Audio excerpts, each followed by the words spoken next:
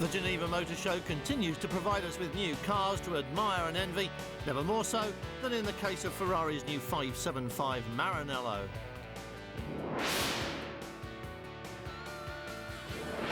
If you want practical performance in one of the most sophisticated and desirable packages available, look no further than the 3 Series Estate.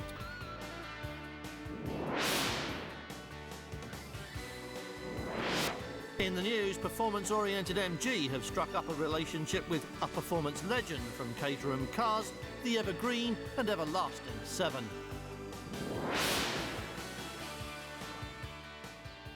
The exhibition halls at the Geneva Salon were jammed with so many cars it was difficult to see them all, never mind remember them.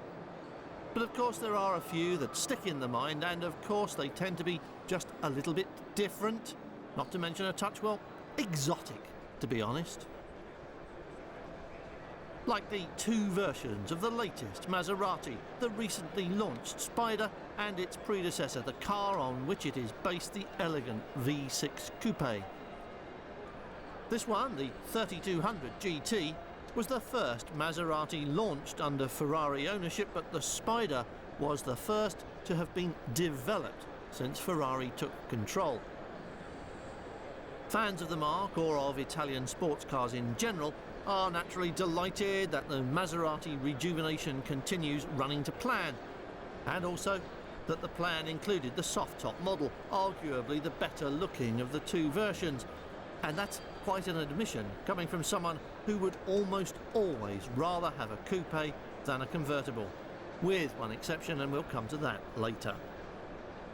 Whichever one of the 2 you prefer, you can still specify the electronic 6-speed gearbox with the paddle shift option, which Maserati calls Cambio Corsa, and which is a product of Ferrari's Formula 1 experience, of course.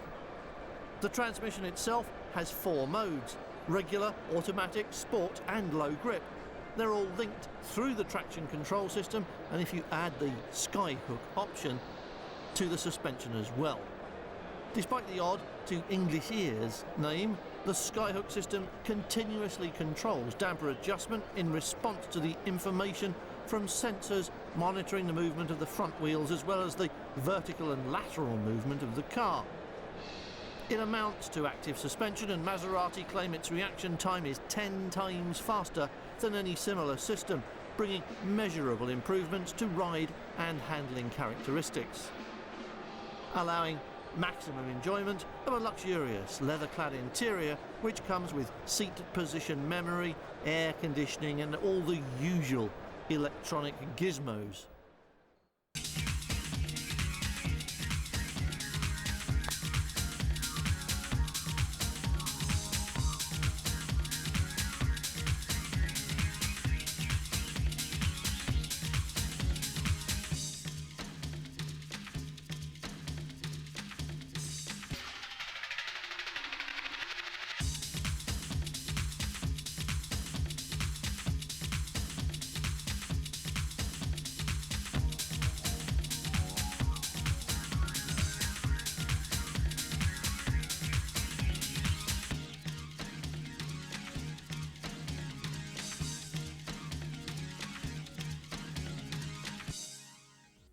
Testers agree that the Maserati is never going to set the tarmac alight in the same way as a Ferrari, but it is a luxurious, attractive and very comfortable, fast car.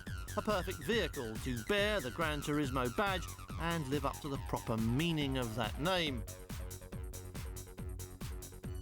It naturally comes with a smaller price tag than a Ferrari as well, but if you do happen to have $250,000 just going spare, we caught a brief glimpse of the newest Ferrari in February at the launch of the new Formula 1 car inside the factory building, which by now is making engines for both Maserati and Ferrari. And there's no better engine than the one in the new 575 Maranello. This 200 miles an hour Grand Tourer is the most powerful production car ever to wear the Prancing Horse badge. Its 5.75 V12 engine gives you the benefit of 515 horsepower, and though it comes with the option of an F1 paddle shift gear change, it can rumble through town in a quiet, almost docile manner. But Michael Schumacher drives one when he's in Italy, and rumour control insists Ferrari fit new tyres, pads and discs to his personal car with alarming frequency. So there's at least one owner who drives the coupe in the manner it was designed for, hard and faster than most of us can ever dream about. And here's something that Bertone dreamed of along with SKF, the Novanta. That's the Italian for 90 and signifies the car which celebrates the design company's 90th birthday. It's also a logical step forward from the Filo, a design which was also produced in conjunction with SKF and which was based on the fast-developing drive-by-wire systems that the Swedish company is currently refining for future production. That's an area which all motor manufacturers are looking at, but though the technology is pretty much in place, after all it works fairly well in aircraft, the regulations are not. And there are some areas, like the steering especially, where a mechanical connection between steering wheel and front wheels is mandatory. Many cars already have drive-by-wire throttle, where the only cable connecting the gas pedal to the fuel injection is an electric one. And some executive car makers have already begun the introduction of brake-by-wire systems, and they'll gradually percolate down through the ranges. The important thing is that the freedom which these systems and the steering-by-wire which SKF have fitted to the Novanta, the freedom these give to the designers means that traditional automobile interior architecture, now some 100 years old and imposed by the presence and nature of mechanical driving controls, is no longer a fixed element. So the PlayStation car for the road has taken another step closer. After a brief two-wheel drive excursion into rallying, Hyundai went the whole way with a four-wheel drive World Rally car that's already starting to look pretty sharp on the stages in the hands of people like Freddie Loix. And that's a marketing spearhead for a range of performance-oriented cars, previously topped by an attractive little coupe that has been available for the past 5 years and has sat on top of a steadily climbing sales graph. It was due for replacement this year, and the new version, called FX in Europe, is here now, an even prettier coupe than was first shown in Frankfurt last year.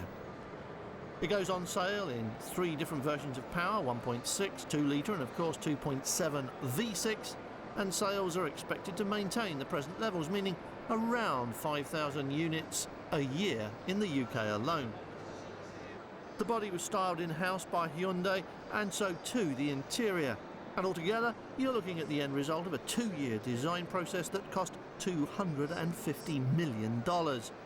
And is about as close to minimalist as anything that's been designed so far for production in the Eastern Hemisphere. And as usual, that applies to the look, but not the specification. There's plenty of everything inside the coupe, and that includes space as well as toys. Topping the range is the familiar big V6 engine that you'll find elsewhere in the model lineup, producing 165 horsepower at a very respectable 6,000 RPM and giving the coupe a top speed of 136 miles an hour, and all that for the price of a V6 Ford Mondeo. Last year at Geneva, we looked at a neat concept coupe on the Tata stand and rather admired its easy grace, a nice piece of work from one of India's biggest and best-known vehicle makers, and indicative of a desire to move away from heavy industrial machinery and into the passenger car market it had entered with the Indica. This year they're back with another concept, and they've moved away from the sports theme into the current trend for small, sort of crossover MPVs. The Indiva is based on the same B-segment platform as the best-selling Indica, and it's one of the shortest 7-seaters conceived at just 4.3 metres in length.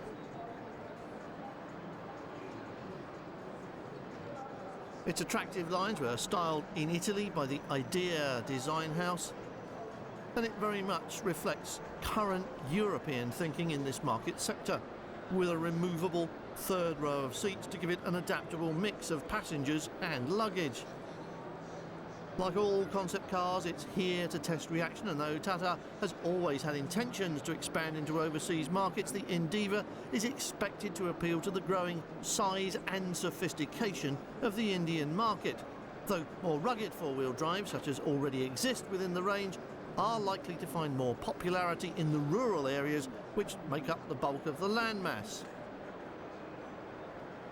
But the Indiva also includes a number of features which would never make it through to production, like some of the glass area perhaps, those 16-inch alloy wheels, and almost certainly the big sunroof as well.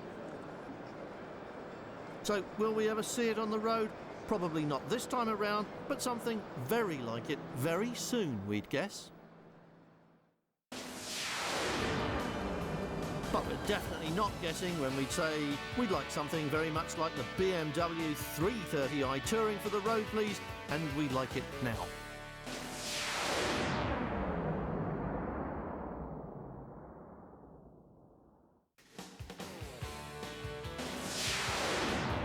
MG did a co-op deal with Caterham Cars, Brabus waved a wand over the smart car, and we waved our hands over a BMW touring car. Well, sort of. The smart car came to us on the back of a design we loved for its radical cheek and a philosophy we admired. It broke new ground in every facet of its design, manufacture and marketing, and that's exactly what we like to see. Sadly, it's been re-engineered after initial design, making the suspension hard and unforgiving, the overall ride harsh and the gearshift choppy, to say the least. Disappointed? We were. But on the other hand...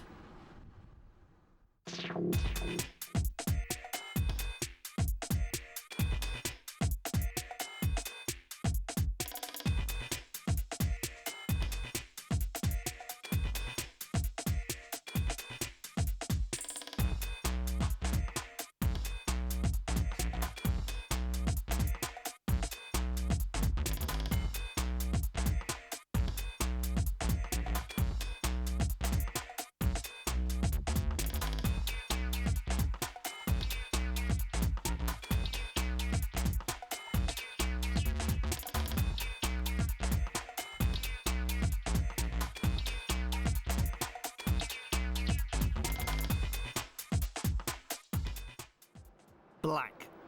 If you were Brabus and you'd got a concept car to put on your stand in Geneva, you'd have to paint it black all over. But the Brabus treatment is available in silver as well as black. Oh yes, and with an engine kit that will change your life. The makeover comes in stages, so you can either add the glue-on bits, as in spoilers, side mouldings and wheel arches alone, or you can go the whole way and get the massive alloy wheels to fill the newly enlarged holes in the side of the car as well. But the best bit has to be the engine. Whichever smart you have or choose, Brabus can boost output by as much as 2/3, giving it a respectable 70 horsepower, with a similar rise in torque as well. That done, they can retrim and refit the interior so it's as funky as the outside, adding a steering wheel switch so you can zip through the 6-speed at the press of a button, or use the standard lever to operate the sequential changes. But the best news is the modified electronics, which reduce shift time and ought to take all the annoying clunkiness out of the driveline, and that really would transform the Smart into the car we all thought it was going to be when we saw it for the very first time. Of course, you can't say the same about the Mercedes-based executive saloons, because the starting point is clearly one of excellence. Pick a car from the Mercedes range. Any car, but the bigger it is and the more expensive it is, then the more things that can be done to it, and let Brabus do those things. This really is the executive market, and these cars are designed for people who do not need to drive themselves. Instead, they prefer to be driven, and consequently have the full 9 yards in the executive toy department. Forget about sat-nav or DVD movie players with tiny screens in the back of the headrests. With Brabus you can get the full-on entertainment system with surround sound and a Wurlitzer rising from the floor. Well, not really, but I bet if you ask nicely enough.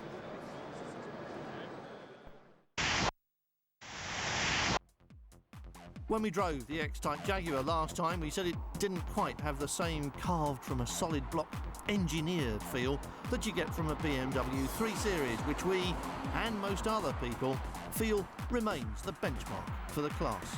And in the case of the 330i Touring, the block it was carved from looks like it was just carbon fibre, aluminium and leather, with that astonishing engine at one end of the package and a discreet but very attractive badge at the back.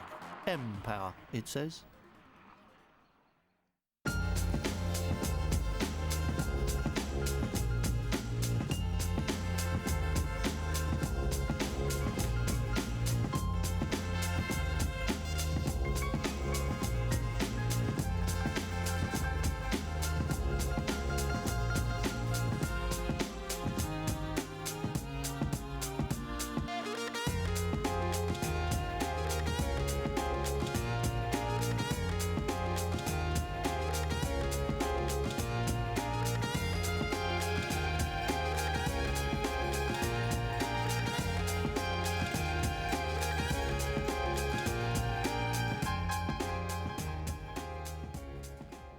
Think of some cliches about ride and handling. Pin-sharp response, for example. Unflappable ride. Precise response. Glued to the road. Flawless, faultless, whatever you like. Pick anything. All these and more have been and will be applied to the 3 Series BMW, and all of them are absolutely correct. While the classic German saloons are esteemed at every level, and there is no doubting the continuing excellence of the 5 Series or the groundbreaking brilliance of the new 7, there is equally no doubt that the foundation of the range rests here in the world's best medium-sized saloon and estate. That we should be applying such lavish praise to a BMW is something which ought to go against the grain, brought up, as we have been, on a diet of solid British quality, surrounded by a variety of good cars, but say Jaguars in particular. And if the accolade should go abroad, then surely it should be laid at the feet of the flawless C-Class Mercedes. As promised, we'll drive the 3-pointed star soon, but for now the BMW remains unchallenged.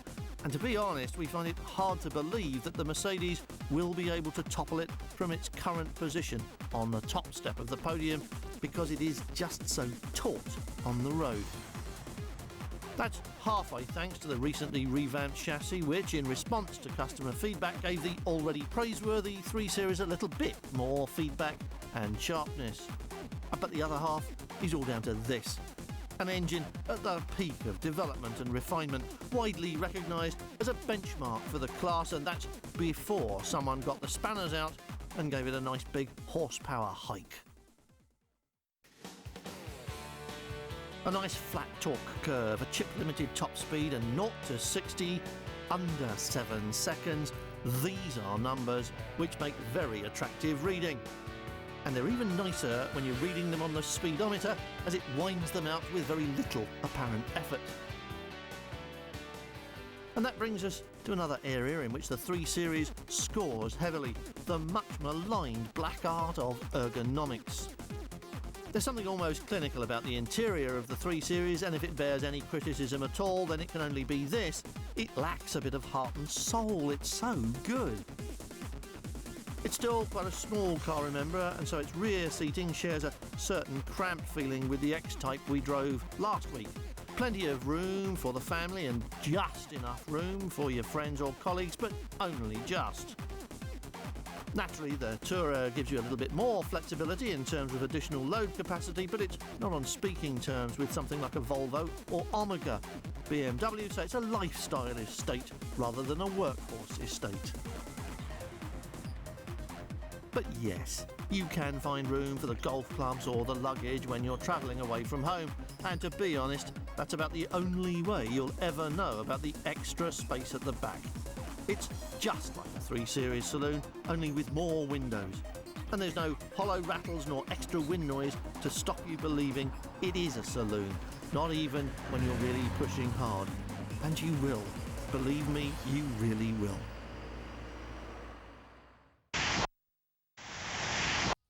First as a Lotus, then a Caterham, the 7 always had plenty of engine choices, and now a deal with MG Rover guarantees engines and an exciting future for Britain's most popular sports car.